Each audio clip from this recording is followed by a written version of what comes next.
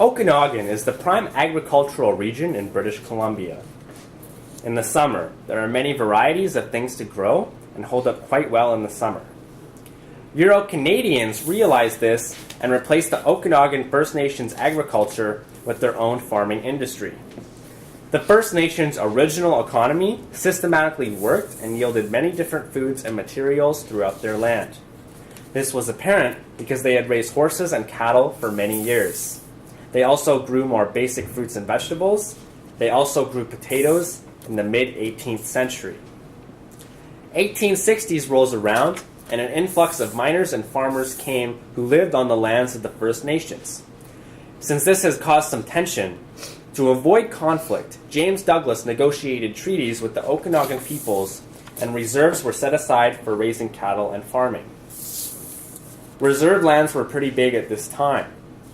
In 1866, over a year after Douglas retired, Joseph Trutch cut the size of the reserve lands, so now the reserve land was much smaller and vegetation was not as good.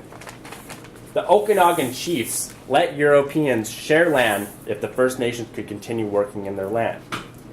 The 1880s was the time the first white settlers came in the Okanagan, and the First Nations were already skilled at farming. But with the influx of white settlers saw reserve lands as a problem with settlement. Within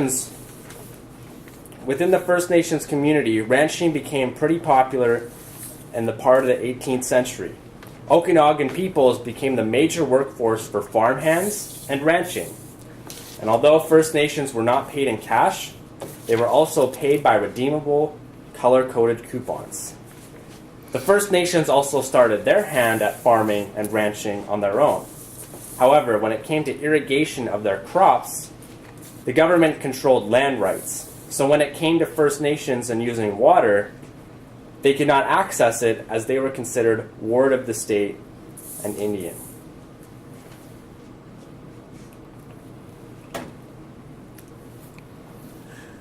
Okay.